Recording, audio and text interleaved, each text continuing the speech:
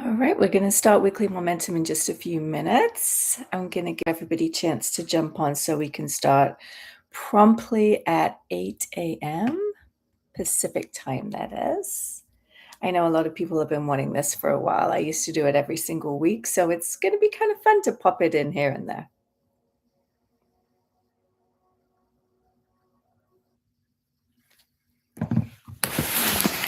Get myself set up here, get ready so we can create some momentum this week.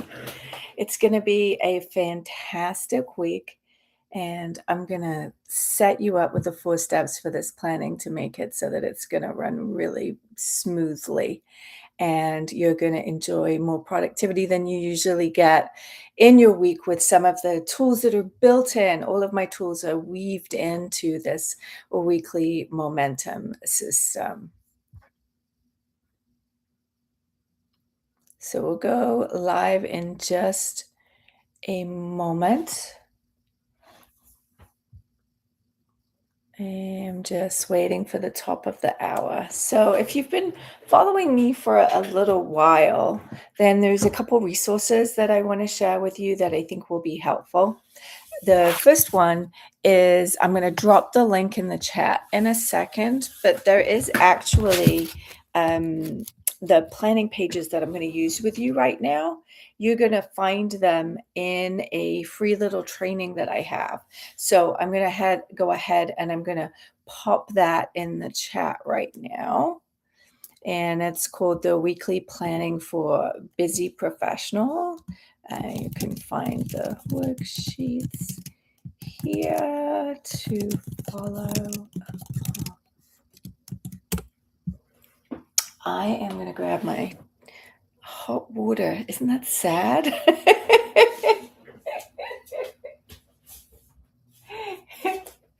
Usually my hot water is with lemon at least, but today we are getting blood work done this morning, so I'm cut off until after 11 a.m. So, hot water. Okay. How are we doing? Okay, we've got about 7 minutes still.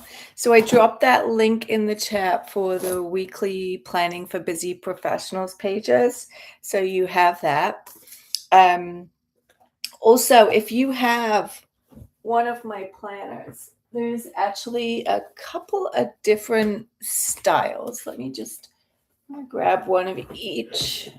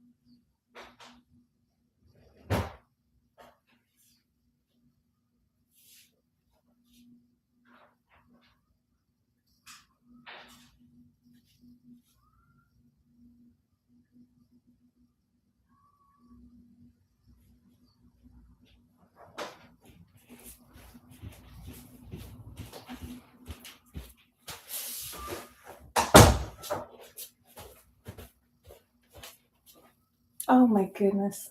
My cat delivers me flowers and he's out there crying with a flower in his mouth. I wish I had enough bandwidth to get a photograph. He's so adorable. If you're just joining us, we're going to start in just a second, 5 minutes. We're going to start weekly momentum.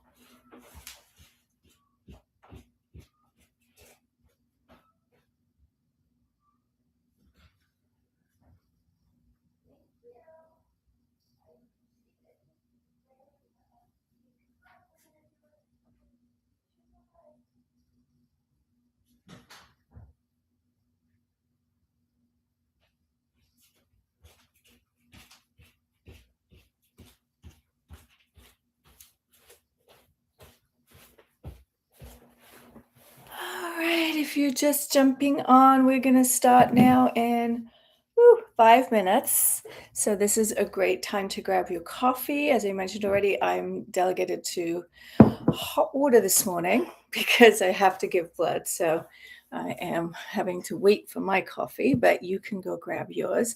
If you have had chance to pick up one of my planners, then you can use that to follow along, but you do not need it. I'm going to give you some other options as well, so don't worry about that.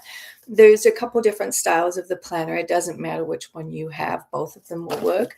And the in the chat, I just dropped the weekly planning pages for busy professionals. It's a free training. It gives you all of the worksheets that we're going to go over today as well. And you could just use a piece of paper.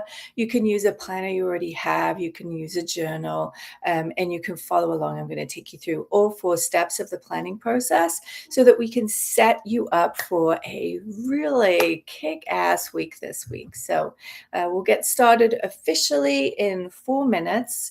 So you can be just taking a moment to head to that website, download the pages if you want to, or just grabbing pen and paper, or if you have one of the planners. And we'll kick it off in 3 minutes now.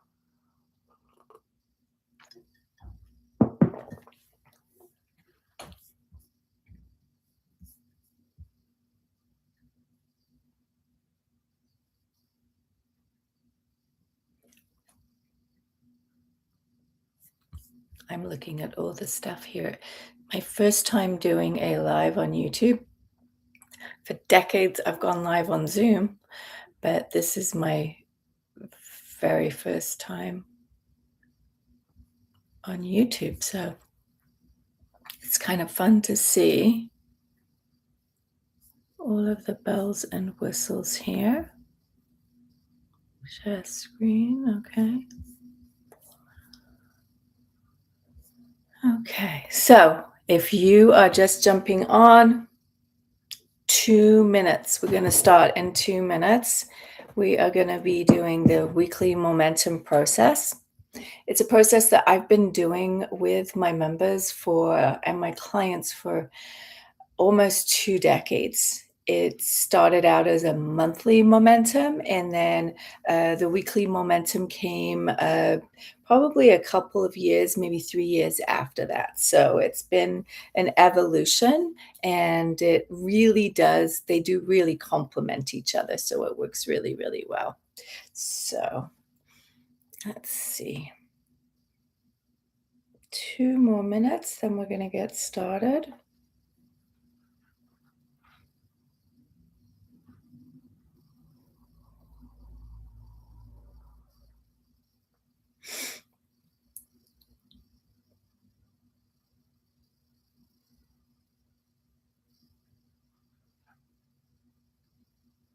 "60 seconds."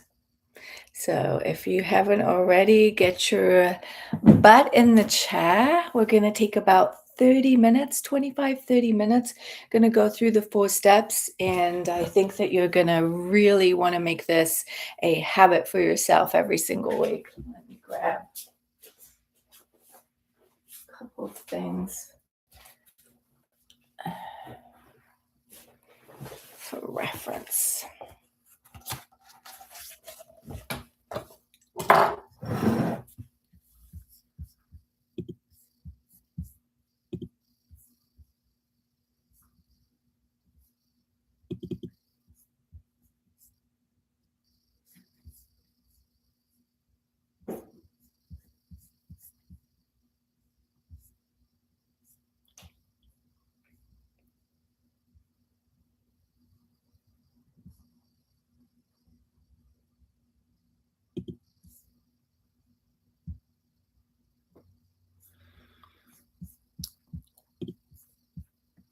All right, we are at the top of the hour. I'm going to put a marker in. I'm not quite sure what that does, but I'm going to go ahead and put it in. All right, everybody, we're here for our very first YouTube Live Weekly Momentum.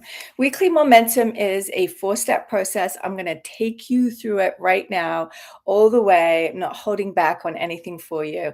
I know I have a lot of people that are very excited that I'm doing this today because for many years I would do it every single week for my members.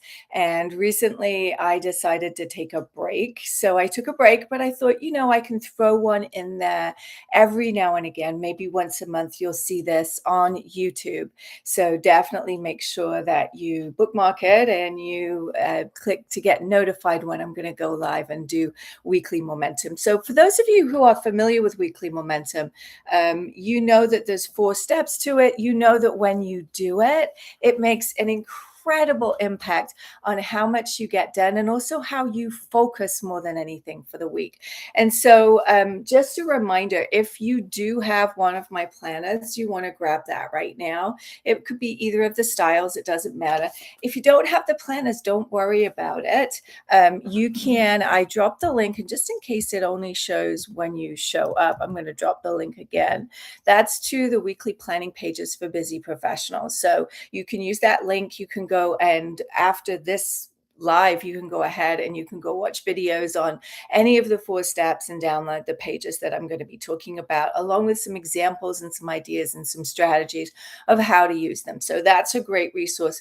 And you can just use the planner you have or a piece of paper and just follow along. So the momentum process is a way of really combining everything, weekly, daily, quarterly, 90-day, and annual planning, so that it creates this ecosystem. And instead of getting excited and setting annual goals and then maybe going and getting really excited about planning your day, you've got this through line with the momentum system that connects each piece to the next. Because I think a lot of times what can happen is that we get excited about, a new daily routine or a big annual goal, but then that fizzles and we forget it and we never create the momentum that we need. And the momentum comes from bringing all of these pieces together. So I love having a momentum system, and weekly momentum, honestly, is like the heart of the system, because I want you to think about it this way.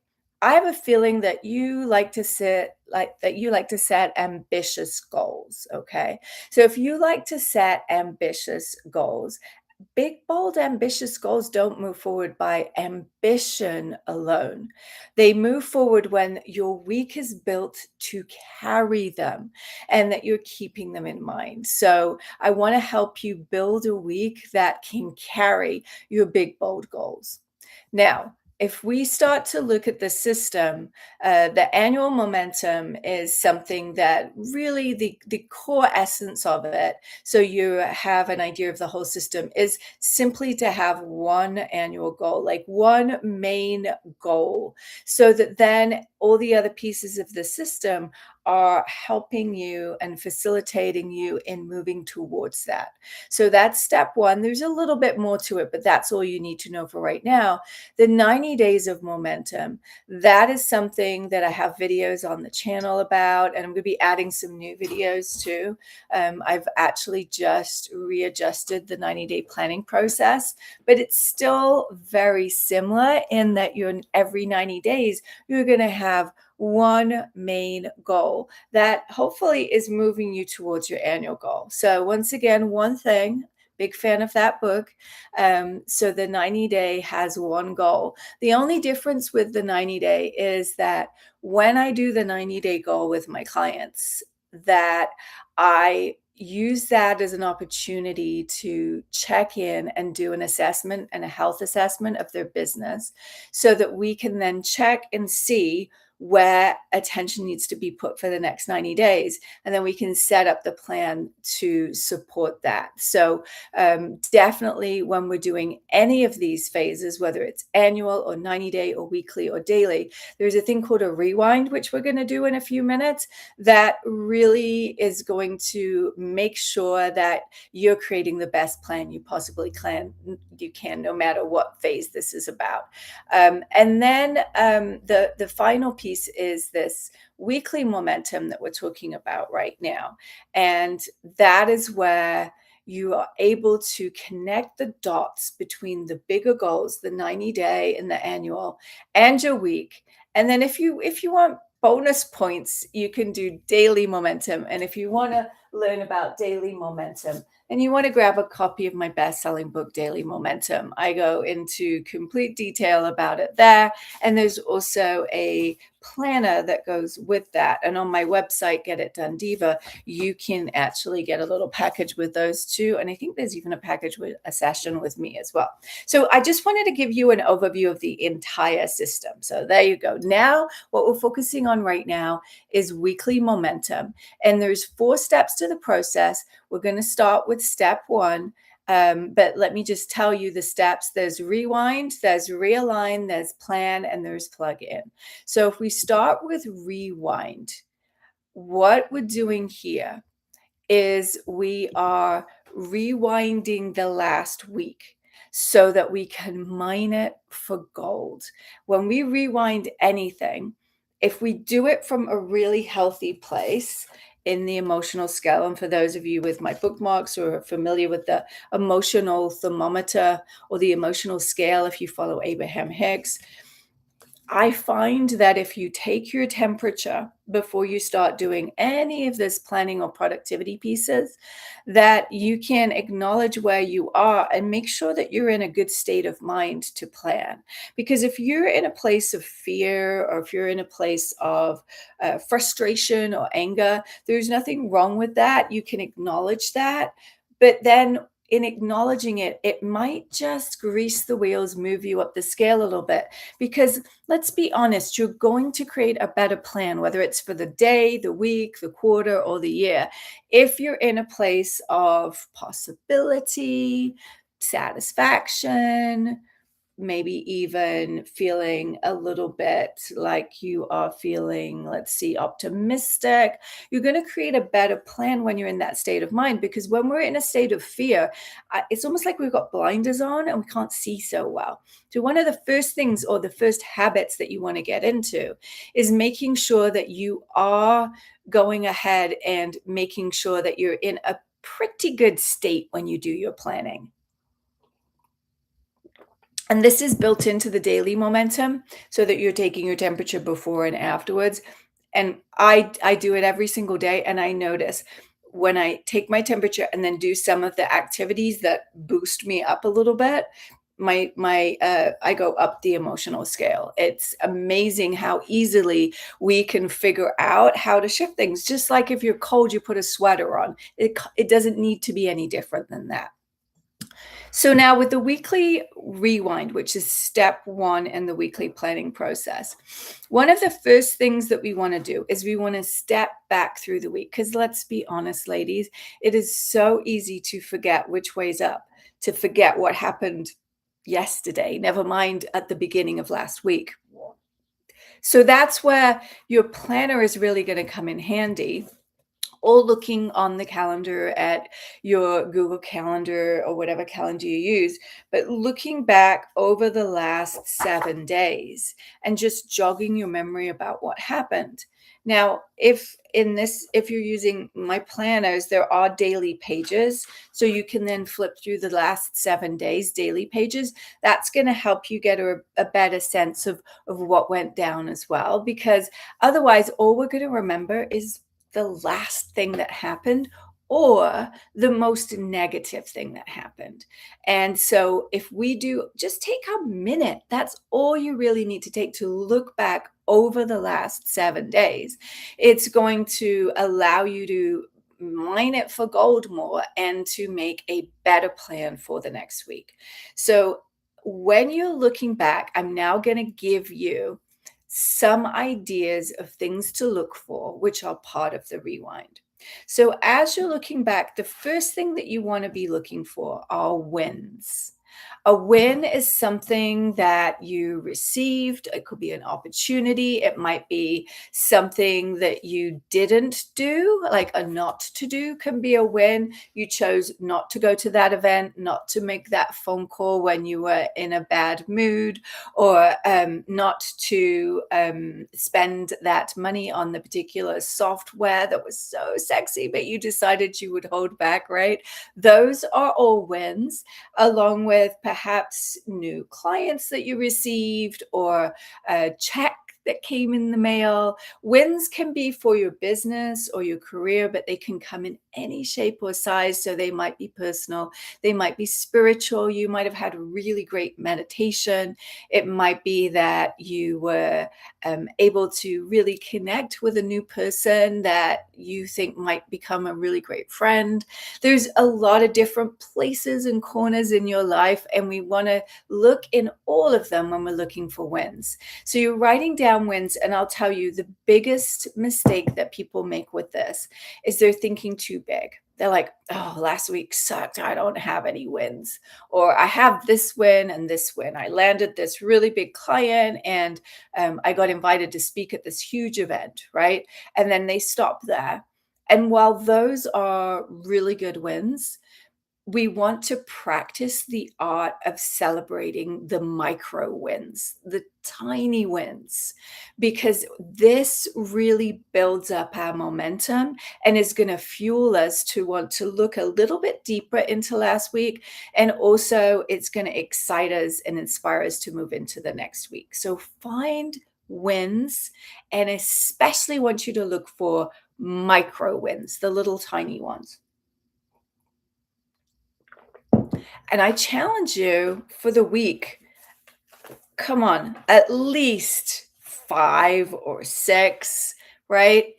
I would have that you challenge yourself at 10, but I want you to under promise and over deliver. It's something I talk about all the time. So maybe 5 is that magic number, but come on.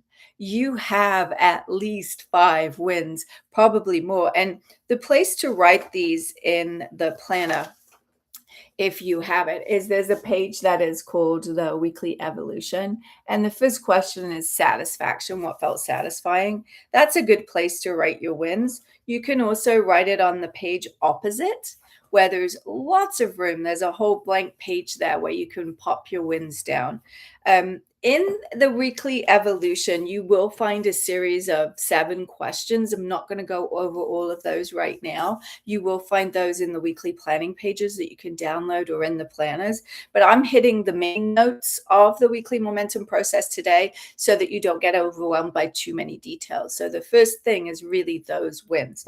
The next thing to look at is, what progress did you make last week? So the question number 2 in the weekly evolution is, how did last week go? Did it match your expectations?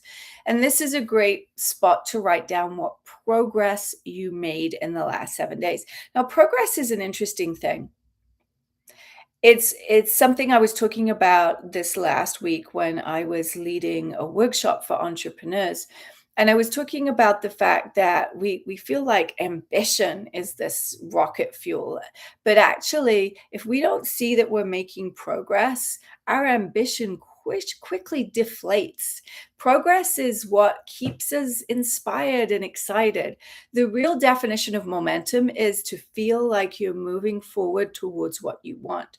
And so if you can identify a little bit of progress, you don't have to cross the finish line, but if you can identify just a tiny little bit of progress that you've made, it's going to put you in the state of mind where you feel like you're doing great and you're moving forward and you want to do more to move forward even faster.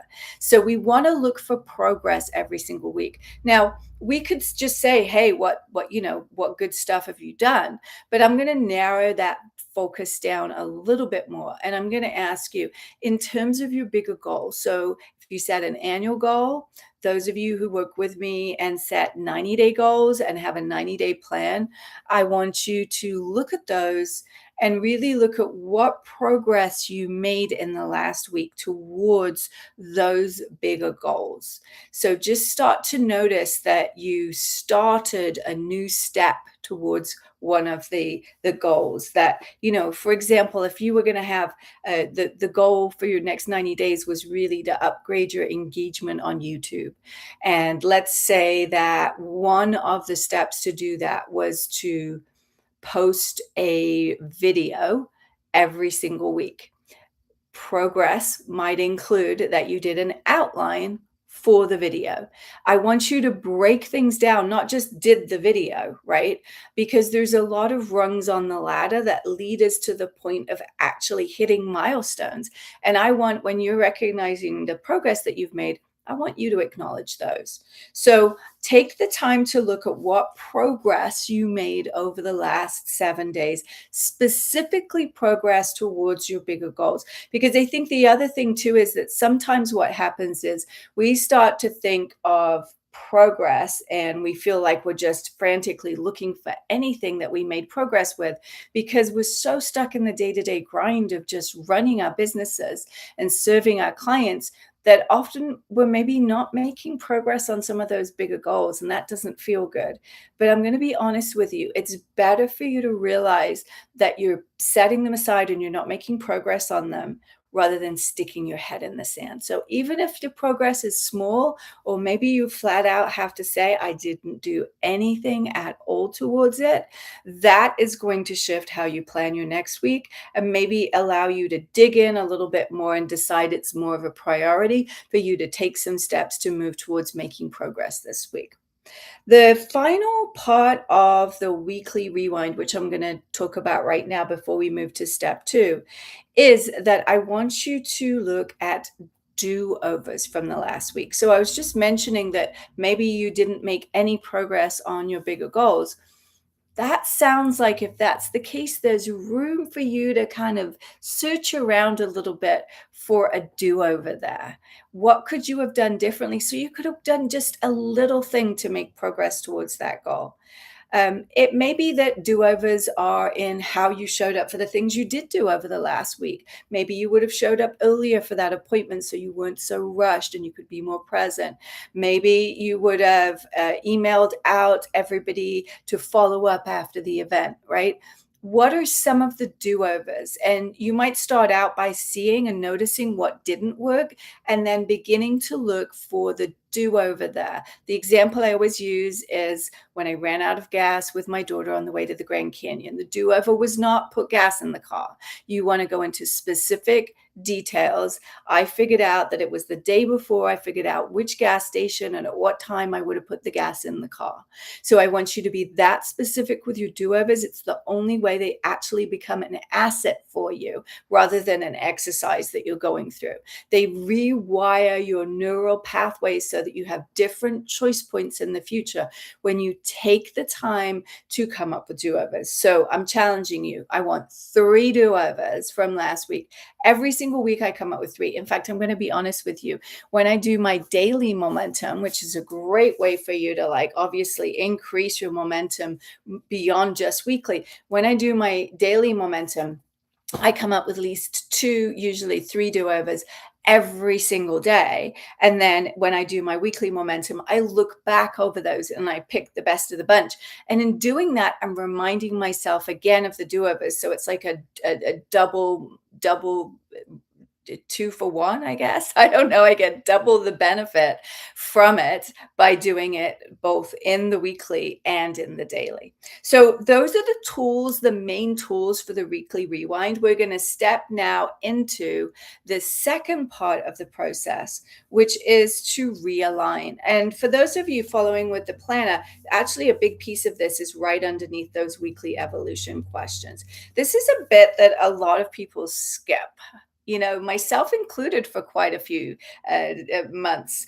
And it's the time when you realign, you remind yourself what those bigger goals are. Because I can't tell you how many times I'll start a session with a client, and the very first question that I ask them is, what is your big 90-day goal and your annual goal? And this isn't a trick question. I ask it every single session at the beginning. And here's the thing, those goals don't change that often. You might need to renegotiate or shift them a little bit, but pretty much those big goals are going to stay the same. And yet, at the beginning of almost every session, there's a rustling of papers. There's like they feel like it's a pop quiz and they're guessing what the answer is. And I remind them to turn to the front page of their planner where they have written it down. Because let's be honest, ladies, we forget. We forget those big goals that we went on a retreat to set, and we spent a few $1,000s. We stayed in a lovely hotel. We had a fantastic time, or we sat at home and we poured over the last year and we really thoughtfully put those goals together. Or we went to one of my planning days and you did your 90-day plan, and we invest all of this energy and money into creating these goals. But if we don't look at them, they don't do us any good at all. No good at all. And so in step two of the weekly step two of weekly momentum, I want you to look at your 90-day and your annual goal. Remind yourself what they are. If you've set a 90-day goal on a plan, like I do with my clients, then take a moment to look through all of the different projects and steps and all of the information on that plan. Align yourself. That's why the step's called realign. You're realigning yourself with that so that you can make sure that as you step into the next week, that you are in alignment with where you want to go. Because here's what happens otherwise. We don't look at our annual or our 90-day goals, and each week or each day, we're like, I'm excited. I'm on it. I'm going to make a list. I'm going to get stuff done. And we are productive. We knock out that list. But at the end of the day, we're like, what did I really do? What progress did I really make? Something doesn't feel right. I don't feel like I really moved forward. And it's because what we're doing is we're just doing the daily grind. We're knocking out very efficiently whatever we think of first, not the most important things. So this planning process, the reason we have step two, which it doesn't have to take very long to do, it could be as simple as just looking at your annual goal, looking at your 90-day goal, and reminding yourself what they are. And if necessary, renegotiate them, change them. Once a week, you have the opportunity to do that if it doesn't feel like a good fit anymore. Now, the other step that's in the planner here, and if you've downloaded the weekly planning pages for busy professionals, you'll see that you have this page there. At the bottom there, you're going to find a little check-in too with the 90-day plan. So there's room for you to rewrite the 90-day goal and the 90-day projects. There's 10 of them on your plan. And then next to each one to write down the next action step. Next action steps are tiny. It's like the smallest, tiniest little thing that you could do. As if you were delegating this project to someone else, what would be the first thing you would tell them to do? The You'll end up with 10 little next action steps. You don't have to take them this week. But writing them down here along with your 90-day goal and your 90-day projects, what it's doing too is it's priming the pump. It's creating possibilities of what you might focus on this week. And if you were at the 90-day planning day that I did, this is going to be the first week that you can start to plug in your weekly goal. We'll do that in a minute. I'm really excited about it because it's a new way of using the plan that I'm really excited about. So step one is the rewind. Step two is the realign. It's all on the one page. One's at the top of the page, one's at the bottom of the page. Done. Moving on to step three. Step three is where you're going to plan. Now we're going to use the Own Your Week page looks like this in the black planner. Might look slightly different in the 12-week planner, but same idea. You've got a blank space at the top, basically, for you to mind map and brainstorm. And underneath that, you have room to create what I love to call your weekly scorecard. It's your weekly top 10 actions that you're going to focus on. Is this everything you're going to do? No, you're running a business. You are helping run a family. You're supporting great social life. You're having fun. There's a lot more to your life than just the weekly top 10. But this is a way for you to track how much progress you're making and to create some momentum. And so, what I want you to do in the white space at the top is just start to brainstorm, what would you like to accomplish this week?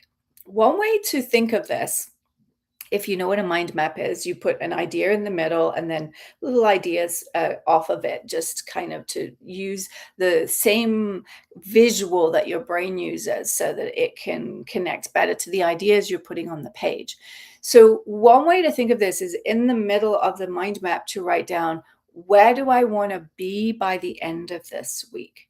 I think it's a great way for you to snap yourself into the right state of mind to create a really good weekly top 10. Now, everything that we did already, the reason we did step one and step two is because it was once again priming the pump. It was getting you ready to create a really top notch weekly top 10, a list that is going to move you forward, keeping in mind where you want to go, aligned with what's important to you and what matters. So when you do this mind map and you brainstorm right now, where do I want to be by the end of the week? Yes, you might think, need to send birthday card to my mom, need to, make sure that I pay that bill or that I do my taxes. Like there may be things that are urgent that you just thought of right now, but you're also going to be writing down a lot of things that are around making progress towards those things that are more important to you. And so it's going to be a better list. This is all designed to help you create a better list. So you mind map at the top of the page. And then from there, like it's like a holding pattern, then you come up with your weekly top 10. Now, there is a weekly goal at the top. So there is one thing for the week, a main objective for the week, and then you have your 10 projects or 10 actions for the week, right? Your goal for the week, let's talk about this for a minute. If you came to my 90-day planning and you're using the new 90-day planning that I probably will make some videos about too, then you're going to literally just pluck one of the 10 projects off your 10 projects on your 90-day plan. You're just going to pick one of those. That's your weekly goal. Okay. That's how easy it is once you've done your 90-day plan. You don't have to think, you've already figured it out, and you're going to take yourself where you need to go because you've already figured out what the ingredients are. They might adjust, you might renegotiate, but that is a great way for you to set your weekly goal. If you do not have a 90-day plan or the new version that I'm talking about, then you may have a clear idea of ultimately where you want to be by the end of the week. That could be the goal. Or most likely what will happen is you'll come up with your weekly top 10 list, and then you'll look at it and there's like a theme. There's several items that are moving a bigger project forward that are helping you make progress, and you'll identify what the goal is that way. Okay, so there's only one goal for the week. There is 10 actions, and what's nice about this is there's room on here for you to write down the actions, for you to write down the tiny next action step for each one, and there's a place to score. Now, the scoring system allows you to clearly state how the week went, because sometimes we get a really warped perspective. Oh, I didn't do anything last week. But then you look at your weekly scorecard and you score yourself and you realize, well, actually, I did a little bit more than I thought, right? You'll also learn a lot about how you can plan better, because if you don't score well for the week, there's only one reason: you didn't design a winnable game for yourself. Every week, you're designing the game. You design the scorecard. So if you don't score high, it's because you set yourself up for failure. You didn't look at the list. You didn't really commit to it when you wrote it down. You wrote down two big steps, right? There's a lot of things you can look at. And often when I'm coaching clients, we can really zero in on this and learn a lot about how to adjust and plan better. So this weekly scorecard isn't just like, oh, if you're competitive, you want to do this. This is a way for you to really identify how well you're planning and figure out how to plan better. Because the better you plan with the more level of commitment and you're following through on what you're saying, the more progress you make. When we make progress, we're going to hit those big, ambitious goals.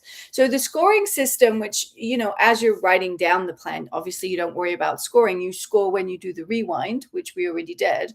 But the scoring system works like this. If you took a step towards doing that action, I mean, I don't care if you just opened the computer with the intention to do it, and pulled up the first page of the document and wrote one word, you get a half point.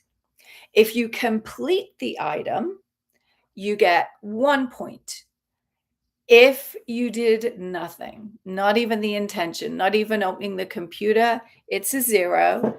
And if you just like went above and beyond, you did it so well and the results were so amazing for that action item, one of your top 10, you get to score yourself a 2 if you knock it out of the ballpark. So just so you know for next week when you're doing this so that you can do your scoring, right?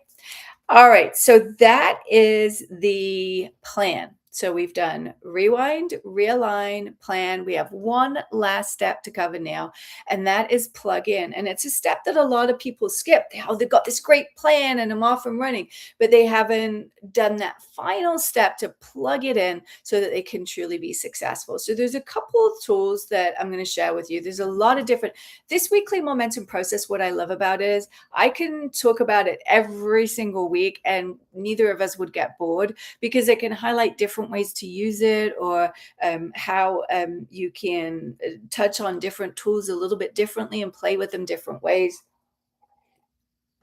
I had to do that. Otherwise, I would get bored. You would get bored. Okay. So, plugging in. What I want to talk about this week around plugging in is, first of all, your weekly top 10 that you just created. There's a thing called Pomodoros you might be familiar with. If you're not, then I have a bunch of videos on my YouTube channel. I think there's a series on a playlist on Pomodoros. You can look at that. It'll give you some ideas of what to do with Pomodoros. But a Pomodoro in a nutshell is a 25-minute block of time that you focus on one thing. I'm seeing a theme here. And then you take a 3 to 5 minute break, set the timer, do another Pomodoro. So one of the things I love about Pomodoros is it allows us to get rid of our time dysmorphia. We have a habit of overpromising and under-delivering. It's a fact. I do it myself. I work with my clients, and we're constantly adjusting this dysmorphia we have with time.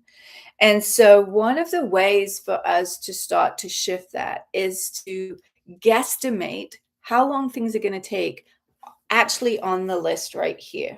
And I love using Pomodoros as the measurement of time because it seems to work really well with my clients. And then they can begin to adjust things. So for every item that you've written down the action on here, I want you to write down, how many Pomodoros is that going to take, do you think? Is it going to take 1 or 2 or 10?